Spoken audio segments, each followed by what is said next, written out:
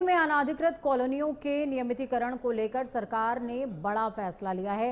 मुख्यमंत्री रेखा गुप्ता ने इसे ऐतिहासिक कदम बताते हुए कहा कि इससे करीबन 45 लाख लोगों को मालिकाना हक मिलेगा। किसे कहां मालिकाना हक मिलेगा, पूरी जानकारी दे रही है हमारी सहयोगी स्तुति पाठक। दिल्ली में 1511 अनाधिकृत कॉलोनियों को अधिकृत करने का फैसला दिल्ली सरकार ने केंद्र सरकार की सहायता से लिया है। हालांकि दिल्ली की मुख्यमंत्री रेखा गुप्ता ने प्रेस कॉन्फ्रेंस के माध्यम से बताया कि दिल्ली में 511 अनाधिकृत कॉलोनियों को अब अधिकृत किया जाएगा। वहां पर रहने वाले लोग जिनको ये डर सताता था कि उनका घर कब उनसे छिन जाएगा, अब वो सुकून से वहां रह सकते हैं। हालांकि इसके लिए दिल्ली की मुख्यमंत्री रेखा गुप्ता की तरफ से लोगों को बधाई दी गई और कहा गया कि वो अपने बच्चों का भविष्य संवार सकते हैं, वहाँ खुशियों के साथ रह सकते हैं। हालांकि उन कॉलोनियों में रहने वाले लोगों में एक खुशी की लहर देखने को मिल रही है, क्योंकि पिछली तमाम सरकारें दिल्ली में रहकर जा चुकी हैं, लेकिन ऐसा फैसला किसी सरकार द्वारा इन लोगों के लिए नहीं लिया गया। हालांकि ये भी कहा गया है कि उन कॉलोनियों में रहने वाले लोग आसानी से अपने घर में रह सकते हैं, उनसे उनका घर नहीं छीना जाएगा। हालांकि उन कॉलोनियों का अधिकृत करके उनके पेपर उन लोगों को बांट दिए जाएंगे जो वहां पर पहले से रह रहे हैं, क्योंकि कई ऐसे लोग हैं जो 10 से 15 सालों से उन कॉलोनियों में रहते आ रहे हैं, जिनको ये डर हर पल सताता है कि कब सरकार उनसे ये घर खाली करवा लेगी, इन कॉलोनियों पर बुलडोजर चल जाएगा। लेकिन सरकार ने अब बड़ा फैसला लिया है कि अनाधिकृत कॉलोनियों को अधिकृत किया जाएगा, उन पर किसी तरह का कोई बुलडोजर नहीं चलेगा। वहां पर वो जमीनी मालिकाना हक के साथ अब लंबे समय तक रह सकते हैं।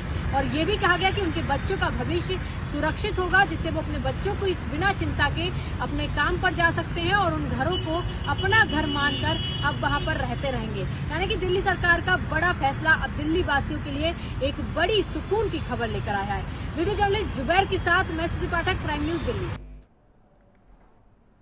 उत्तराखंड में बाहर से आने वाले वाहनों से ग्रीन सेस वसूला जा रहा है। खासकर चारधाम यात्रा को लेकर विभाग को अच्छी आमदनी की उम्मीद भी है, लेकिन कुछ शरारती तत्व ANPR सिस्टम की केबल काट कर व्यवस्था में बाधा डाल रहे हैं, जिससे विभाग को नुकसान उठाना पड़ रहा है। क्या है विभाग का प्लान, बता रहे हमारे सहयोगी मदन सिंह।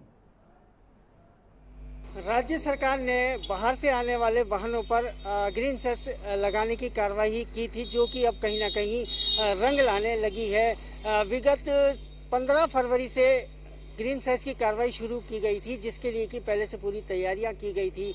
तमाम जगह NPR कैमरे लगाए गए थे, खास तौर पर नारसन बॉर्डर जो कि यूपी, हरियाणा तमाम जगह से वहां से उत्तराखंड के लिए एंट्री होती है, वहां पर NPR कैमरे लगाए गए थे और जिसके चलते ग्रीन सेस भी जो है तमाम वाहनों से काटा जा रहा था। आगे चारधाम यात्रा शुरू होने वाली है, लाखों करोड़ों की संख्या में बाहर से लोग आएंगे, तो वहीं जितने भी वाहन बाहर से आएंगे उन पर ग्रीन सेस काटा जाएगा। अभी तक 6 करोड़ जो है ग्रीन सेस अर्जित कर चुका है परिवहन विभाग, लेकिन अब कहीं ना कहीं दिक्कतों का सामना भी करना पड़ रहा है। जिस तरीके से बिजली बार बार जाती है, जिसके चलते NPR कैमरे बंद हो जाते हैं और जो वाहन आ रहे हैं उनकी सही तरीके से देखरेख नहीं हो पा रही है।